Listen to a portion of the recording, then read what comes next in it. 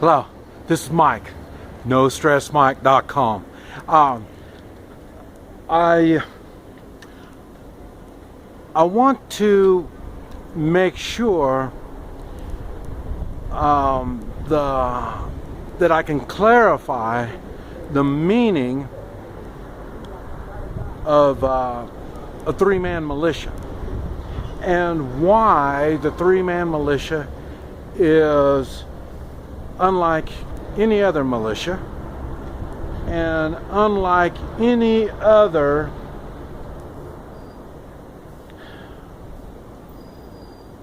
combat force. I hate even saying it like that because the main use of a three-man militia is not for combat, but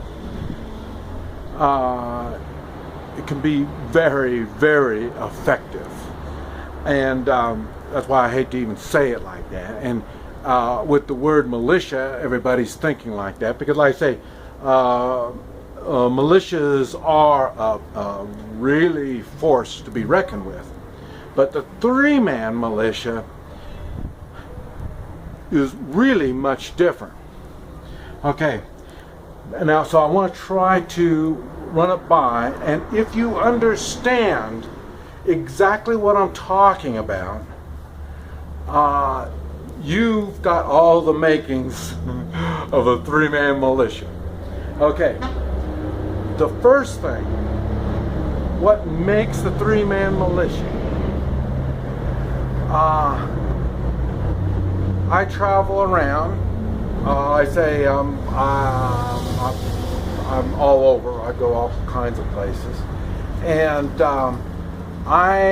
and not only now that I travel, but before I used to have a home and a homestead and stayed in one place and all that. And even at that, I still had friends that helped protect me, and I protected them. Now, we didn't call it a three-man militia, we just called friends helping friends. But what is now, since I've got out and got away from my friends, I have to form new alliances.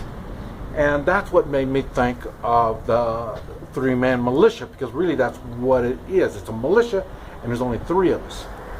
Okay, the thing is, what makes the three-man militia so special, it doesn't answer to any law at all.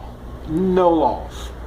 In other words, the three, and that's what another thing that brought to my attention after coming down here. I don't even know the laws down here, and but I was still able to put all this together. And what makes it work, and I say, if you only knew some of the stuff that I've been involved in down here, the three-man militia concept has saved me a lot in all different fields, not just the combat, like I mentioned, in business and in my personal safety and in lots of things.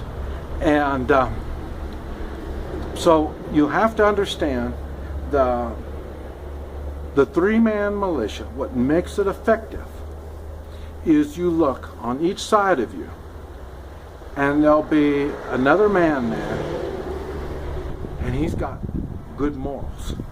When he's standing next to you, he's got morals. Now this is where things have got funny, because some of these people, I know their work, their lifestyle is not morally upstanding.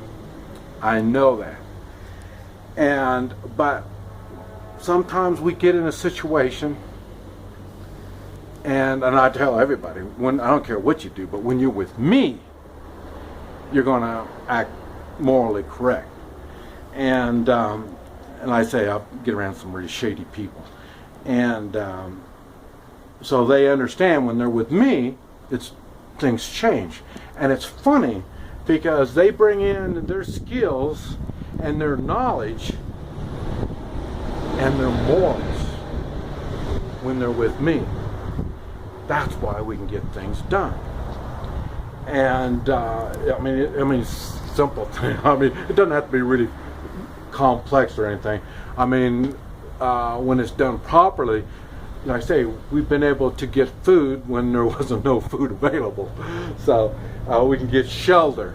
I mean, these are you would call simple things, but in the environments that I find myself in, those things, you know, what do we talk about? Food, water, shelter, and security are the things that you have to have in life. You have to. And it's not always easily available. It is maybe in your world, but in my world, not always. So in other words, both of these people next to me are able to stand morally strong when we have to get something done. And like I say, we've never, I don't think I've ever had to use any force, especially combat type force, down here or on my travels when I've been. Normally, when you find people standing together morally strong, that usually calms the situation down automatically. So, but anyway, so you have to understand that is one of the main principles. It probably is the main principle of making a three-man militia. So, but what makes it powerful, what makes the three-man so powerful, beyond all the militias, all the militaries, all the governments that you know of, what makes them so powerful is there's another three-man militia that runs on the same type of principle, morals. But just these two three-man militias isn't going to do it. There's others, and there's others, and there's others. And even if there's only one three-man militia here, others want to join. Once they understand exactly what the purpose of the three-man militia is, others want to be part of it.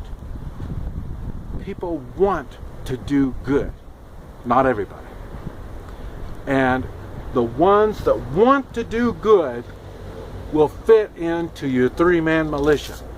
Sometimes there are evil people, and they cannot do it. You'll weed them out really quick.